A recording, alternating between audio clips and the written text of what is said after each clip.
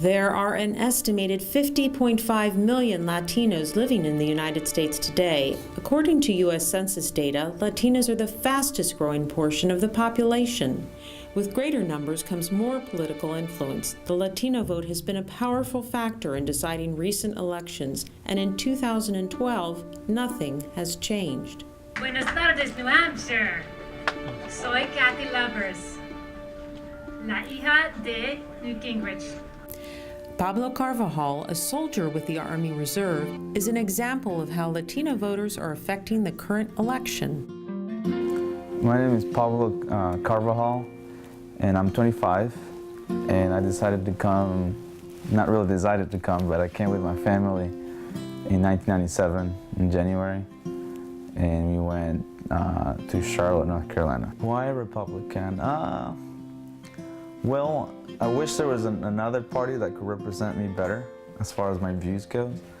But we come from a very Christian family, so we're very conservative, a lot of Christian values, family values. So that's a big part of me. It doesn't rule my life, but it's definitely part of it. And since the New Hampshire primaries, my engagement in politics has dwindled, I guess. Primarily because I was in New Hampshire to support John Huntsman, and he dropped out. I became a citizen and I registered in North Carolina to vote for you. Huntsman was really what I wanted the Republican Party to be, and it was one of those hopes that probably would have been really hard to accomplish. People are here illegally and we're doing nothing about it.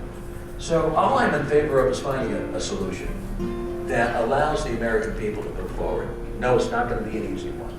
But I'm tired of us talking past each other over an emotionally charged issue while doing nothing to make real progress on it. Now with Huntsman out of the race, Carvajal is conflicted about the current candidates.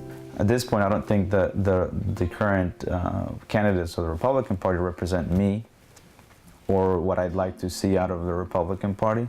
I think we need to enforce the law at the border, secure the border. Secondly, we need to have employer enforcement, which means E-Verify. And then we need to have not only employer sanction, but we have to have people who are found who are working here illegally. They need to be deported. To me, I just never really agreed with what Romney had to say. So he is probably the one that I would least like to see as president. Even though he's painted as a moderate Republican, I think he just wants to get elected, and he's not somebody that I could trust as a president. Despite their lack of follow-through on immigration, Democrats are still confident they can win the Latino community. President Obama supports comprehensive immigration reform, supports the DREAM Act. Every single one of the Republican candidates for president oppose comprehensive immigration reform.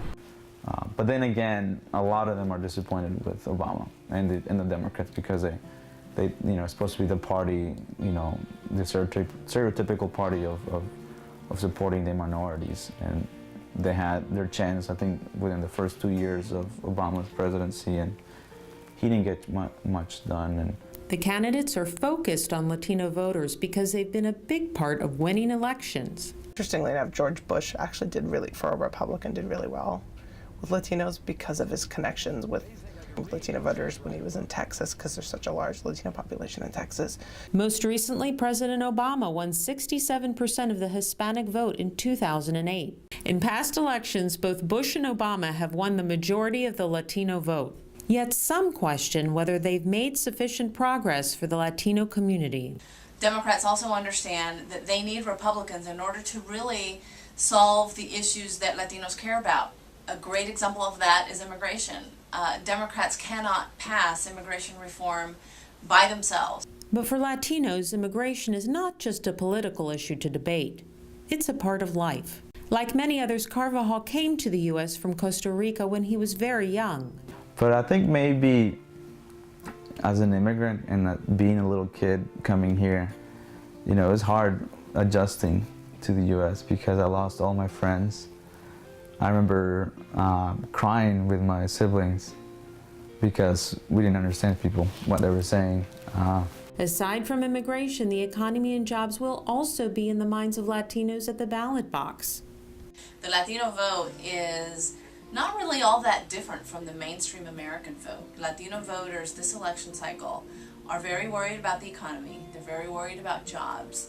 They want to make sure that they are able to give their kids a good education. So it's these kitchen table economic pocketbook issues that are driving Latino voters. And I did a whole 1 year of active duty right after college. When I was done with that, then that's when I started looking for jobs, and I wasn't able to find much. And so it took about now to, January, I found a job here. I moved to DC. It's a temporary job. It's not even a career yet. According to a Fox News poll released in March, 50% of Latino voters say the economy and jobs is their top issue. But immigration also matters. A majority believe current immigration policy is too strict, and 9 out of 10 of the participants support the DREAM Act.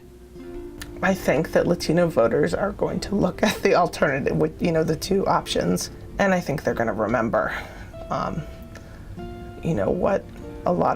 what Mitt Romney or any other of the Republican leaders has come out and said, and what type of anti-immigrant legislation that they've supported, crackdowns on undocumented immigrants, and I think they're going to mostly vote Democrat. I don't think that's going to be a big surprise.